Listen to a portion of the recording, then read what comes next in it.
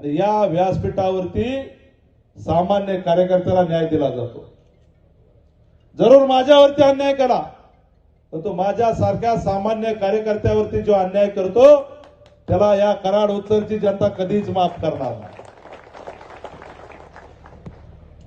मित्र, मी जास्तीचं खोलामध्ये जाणार नाही। तुम्हाला झालेला इतिहास प्रकार सगळं माहिती आहे। काही दांडग्यांच्या घरामध्ये तिकिटा दिल्या, गोरगरीब कार्यकर्त्यांना डावललं, परंतु या तालुक्याला कधी अन्याय सहन करण्याची, या तालुक्यानं अन्याय कधी सहन केलेला नाही। कराड तालुक्यानं स्वर्गीय यशवंतराव चव्हाण साहेबांचा जन्म दिला। या कराड तालुक्यानं अनेक नेते मोठे केले। या कराड तालुक्यानं महाराष्ट्राचं पहिलं मुख्यमंत्री पद म्हणून भूषवलं। अशा कराड तालुक्यावरती ज्यावेळेला अन्याय होतो त्यावेळेला आपण गप बसून चालणार आहे का? सगळ्यांनी मोठ्या आवाजात सांगितलं पाहिजे, गप बसून चालेल का? खरं तर सामान्य माणूस मोठा होतोय तर काही लोकांच्या मनामध्ये खुपतंय। काही लोकांना या तालुक्यातला एकही जिल्हा परिषद सदस्य निवडून आला नाही पाहिजे, या तालुक्यातला एकही पंचायत समिती सदस्य निवडून आला नाही पाहिजे अशी भूमिका घेऊन सातत्याने गेली 8-9 महिने काम चालू होतं। या सगळ्या जिल्हा परिषद गटामध्ये प्रॉब्लेम झाला पाहिजे अशी भूमिका घेऊन अनेक जण काम करत होते। परंतु मित्रहो, इथली जनता आणि इथला मतदार तुमच्या कुठल्याही अशा चुकीच्या गोष्टीला समर्थन करणार नाही। आज इथे जमलेला सगळा मतदार बांधव कुणालाही निरोप दिला नाही। आपण मनानं इथं आपण या ठिकाणी आज सकाळी निरोप दिला, एक मेसेज टाकला आणि आपण इथं मोठ्या संख्येनं उपस्थित राहिलेला। खरं तर माझ्या गेल्या 23 वर्षामध्ये अनेक लोकांना मी भेटलो, अनेक कार्यकर्त्यांना मी भेटलो, परंतु या कराड तालुक्यामध्ये अनेक लोक मला भेटली, परंतु माझ्यावरती जे प्रेम इथल्या जनतेने केलं ना ते खरंच मी माझ्या आयुष्यात कधी विसरणार नाही।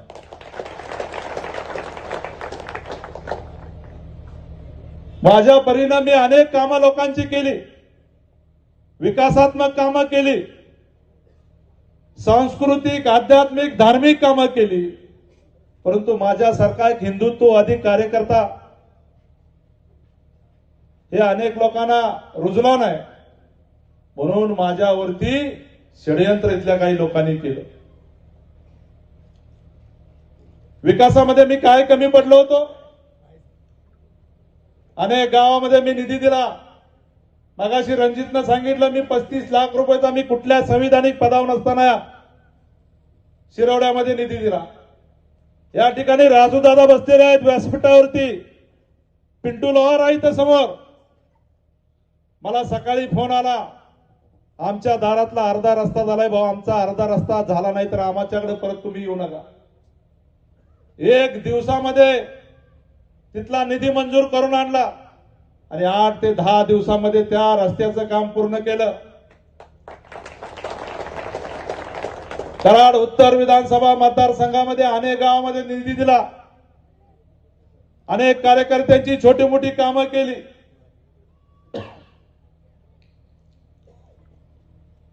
या गावामध्ये जवळपास 300-400 लोकांची किसान सन्मान योजनेचा निधी येत नव्हता। बरोबर आहे ना आबा? बरोबर आहे। काय येत नव्हता? कारण हे गाव ब्रिटिश काले आहे आणि या गावाचा सातबारा दुसरीकडे कुठेतरी लिंकअप होता। मी ज्या वेळेला गावात आलं की इथं अनेक कार्यकर्ते मला भेटायचे, भाऊ मोदींचे पैसे आम्हाला येत नाही, मोदींचे पैसे आम्हाला येत नाही। मी त्या ठिकाणाहून तहसीलदारला फोन केला, तहसीलदार साहेब मला उद्याच्या उद्या इथं बैठक लावायची, ग्रामपंचायतमध्ये बैठक लावली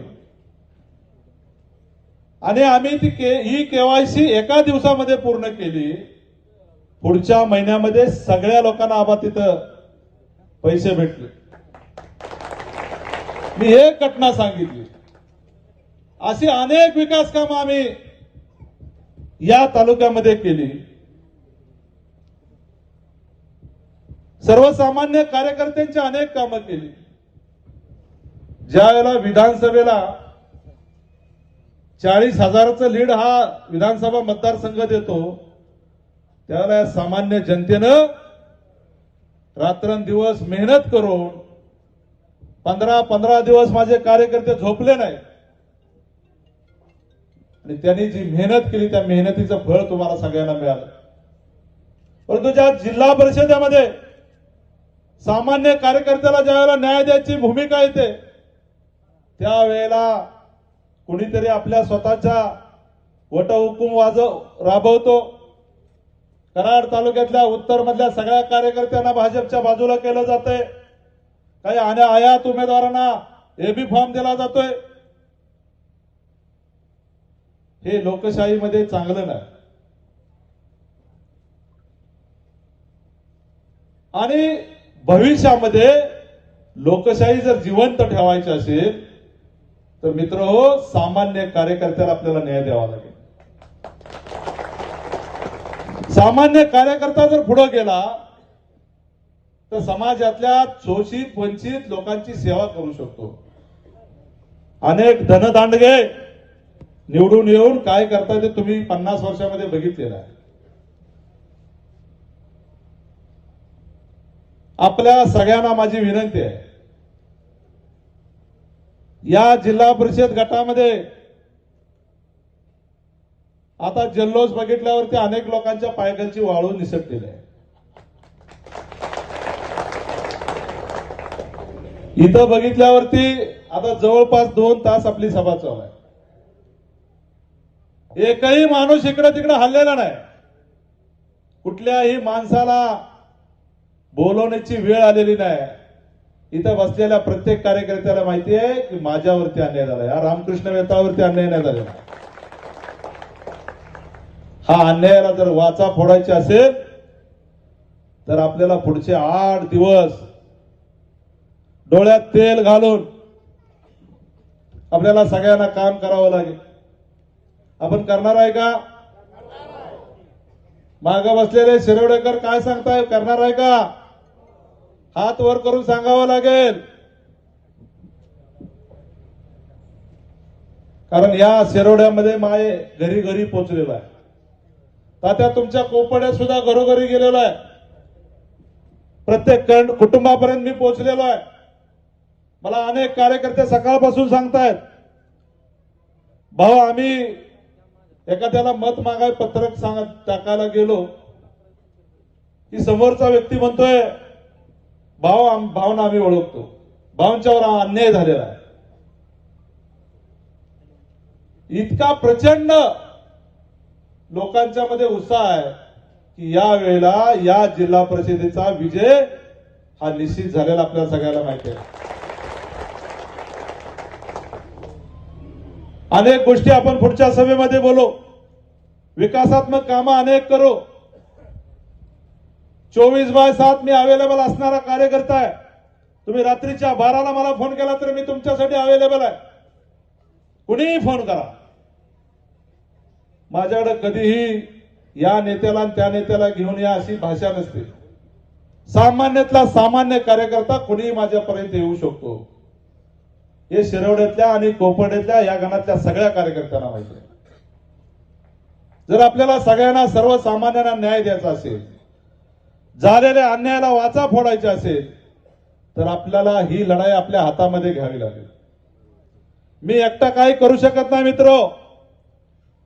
व्यासपीठावरची सगळी मंडळी काही करू शकत नाही.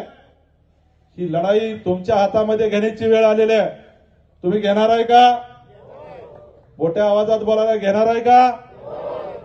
ही लढाई तुमच्या हातामध्ये घेतली पाहिजे. विकासाचं मी नक्की बोलेन. विकास काय करायचा मी निश्चित सांगेन.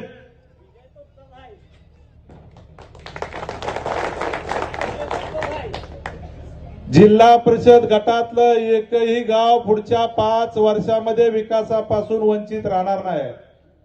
हा गणरायाच्या स्मरून शब्द देतो. एकही काम राहणार नाही. परंतु माझी सगळ्यांना विनंती आहे, या जिल्हा परिषदेचा विजय हा महाराष्ट्रामध्ये गाजला पाहिजे. या जिल्हा परिषदेचा विजय, या पंचायत समितीचा विजय महाराष्ट्रामध्ये गाजला पाहिजे. यासाठी आपण जिल्हा परिषदेचे उमेदवार आहेत सो विद्या रामकृष्ण वेता यांचं चिन्ह आहे. काय चिन्ह आहे? जोरा सांगा, जोरा सांगा. या पंचायत समितीच्या उमेदवारात अमित पाटील यांचं चिन्ह काय? जोरात सांगा. पलीकडे माझी ताई उभी आहे, नीलम ताई, तिचं काय चिन्ह आहे?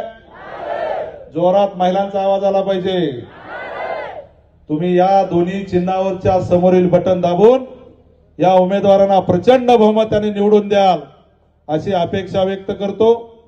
10च्या आत कार्यक्रम संपला पाहिजे. 10 वाजायला आलेले आहेत. कारण आचारसंहितेचा आपल्याला सगळ्यांना भंग करता येणार नाही. आपण सगळेजण या ठिकाणी मोठ्या संख्येनं उपस्थित राहिला. या ठिकाणी आजच्या पहिल्या सभेची ताकद वाढवली, उमेदवारांची ताकद वाढवली. माझ्या मनगटाला मनगट लावून आपण उभा राहण्याची भूमिका घेतली. माझी शक्ती वाढवली. त्याबद्दल इथं जमलेल्या सगळ्या मतदार बंधू भगिनींचे मीच आभार मानतो. या ठिकाणी आलेल्या सगळ्या मतदार बंधू भगिनींचे आभार मानतो. आणि या जिल्हा परिषद गटातल्या तिन्ही उमेदवारांना आपण प्रचंड बहुमताने निवडून द्या अशी अपेक्षा व्यक्त करतो आणि थांबतो. जय हिंद, जय महाराष्ट्र. धन्यवाद भाऊ.